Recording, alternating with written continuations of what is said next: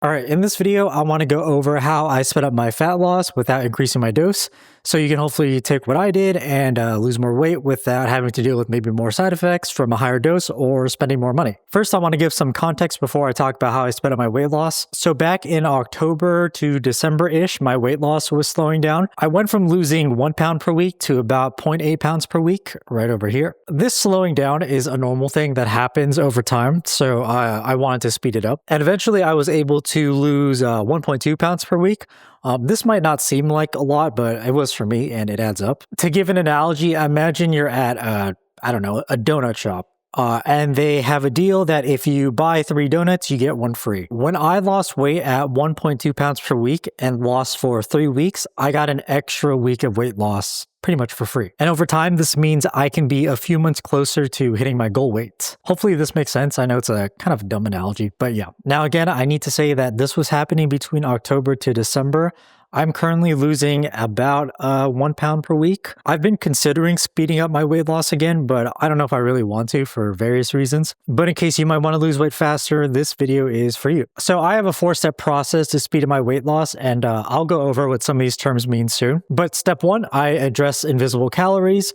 2, I pick a speed up method. 3, I do it for 2 weeks. And 4, if my weight loss is still slow, I go back to step 1. And then I keep repeating this whole process until my fat loss speeds up. All right, let's start with invisible calories. Invisible calories are calories you don't notice but unknowingly eat. For example, it could be too much sugar or creamer in your coffee. It could be too much oil in your cooking, finishing other people's food, or a big one for me would be picking, tasting, sipping, and snacking without tracking it. A lot of the times, addressing these invisible calories can be enough to speed up weight loss without needing to do the rest of this stuff or the rest of these steps, which saves a lot of time and effort. Okay, next is step 2. I pick a speed up method. I have 2 ways. It's eat less calories and move more or step count. Okay, let's start with eating less calories. When I used to count calories, I would lower it to about like 250.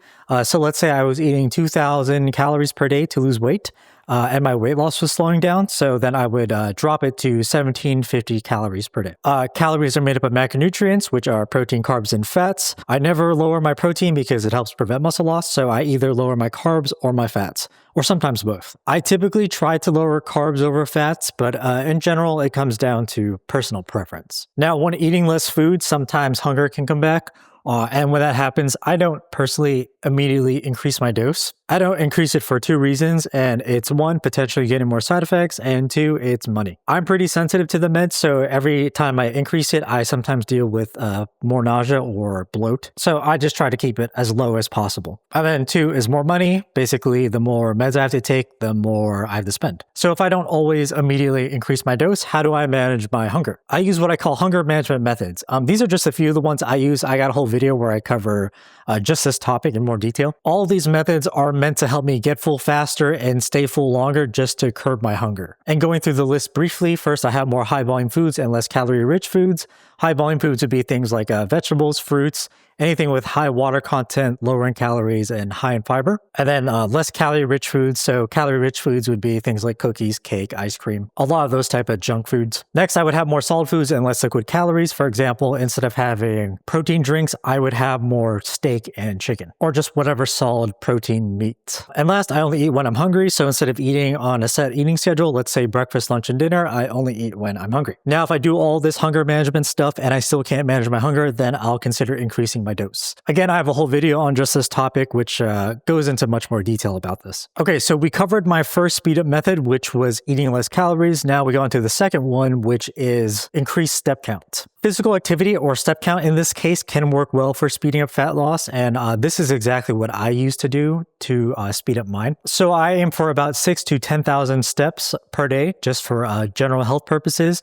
And sometimes getting into this range, if you aren't already, can sometimes be enough to speed up weight loss without having to do more. But once I'm in this range and my weight loss starts to slow down, then I start to add steps. And I start by adding about 500 steps daily or 3,500 steps weekly. And if you can't hit your daily step goal number, it's okay just to do it weekly. For example, let's say my daily goal is 10,000 steps per day, which is 70,000 steps per week. If I can't hit that 10,000 per day, I'll just try to make up for it throughout the week. So some days it might be 12,000. Sometimes it might be like 13. Some days I might have less than 10,000. As long as by the end of the week, it hits 70,000, that's all I really care about, and I hit my weekly step goal. Okay, so how do I track my step count? I use a Fitbit, but you can use any smartwatch or your phone or a cheap pedometer. From my experience, phones aren't as accurate, but maybe newer phones are. I'm not sure. Okay, now let's talk about how I increase step counts. So there are a few things I do, like pace around, take the stairs, park further away from entrances. For example, let's say I'm going to go grocery shopping. Instead of parking in front of the store, I'd park all the way in the back, so I have to walk over to the entrance. A standing desk treadmill, which I used to use, and last, scheduling time to walk either for longer duration or a faster pace. Some of these may seem small, but they do add up. And for reference, it takes about 10 minutes walking at a moderate pace to get 1,000 steps. And you don't have to do it all at one time. You can just like sprinkle it in throughout the day, even by just doing a few of these methods. Okay, we covered the two methods, so which one should you pick? So I eat less calories when I don't want to spend time or energy adding steps. I increase my step count when I don't want to or can't lower my calories anymore, as in I don't want to eat less food. And if I can choose either, I pick whichever I think will require less effort for me to do, or I choose the one I prefer. And just to break it down even further, so I either lower my calories by 250,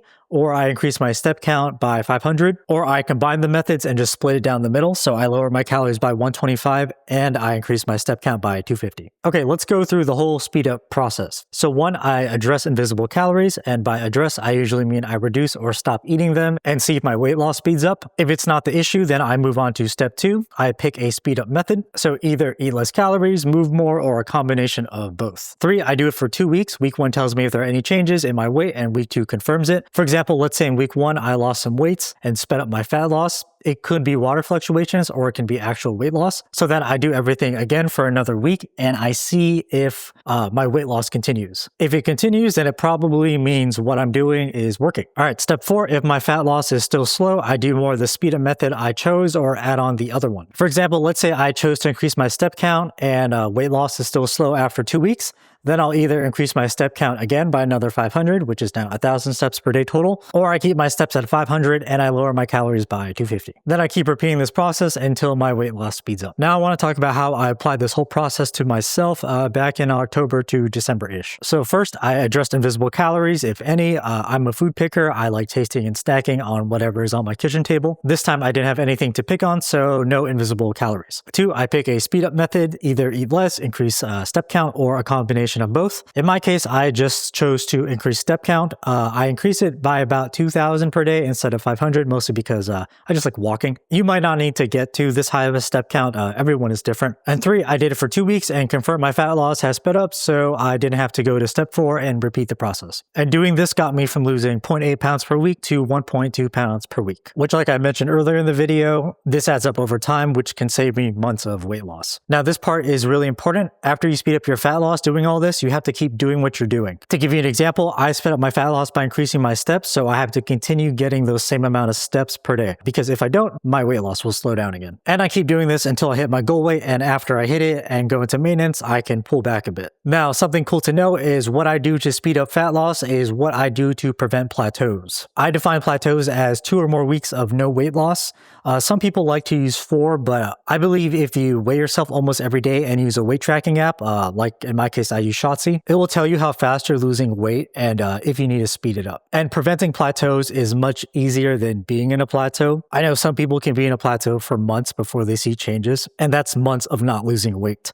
So if you can prevent it, you can technically speed up your weight loss even more. Okay, the last thing I want to cover is how fast I try to lose weight, because there is such thing as going too fast. So the issue with going too fast is that you have an increased chance of getting side effects of things related to rapid weight loss. So things like fatigue or low energy, hair loss, and muscle loss. It's not guaranteed that you get these if you lose too fast. It's just an increased chance. And from my experience, I feel like losing too fast isn't as much of an issue for microdosers. You mostly see it with people using a standard dose. But anyways, how fast do I aim to lose weight? I shoot for 0.5% to 1% of my current body weight per week. Feel free to pause the video to see where you're at in this chart. I like this percentage-based approach because it's a balance between speed and health. Health meaning not having those side effects I mentioned in the last slide. Losing below 0.5% is too slow for me and will take forever for me to hit my goal weight. And losing above 1% is what I consider rapid weight loss territory. I don't like using blanket numbers for weight loss because it depends on the context. For example, some people say say you should lose 2 pounds max per week. If I followed that, then I would be losing too fast and I would be in rapid weight loss territory. And if someone was like, let's say 500 pounds and they were told to lose 2 pounds per week, that would be too slow, especially if they need to get to a healthy weight as soon as possible, just to avoid dealing with health issues from being overweight. But yeah, that's why I like using this percentage-based approach. Also, you can save yourself doing the calculations by using a weight tracking app. Again, I use Shotzi, which is GLP-1 related, but other popular ones would be MyFitnessPal or MacroFactor, or really whatever you want. Any decent app will do it for you. Anyways, that's the video. Thanks for watching. Bye.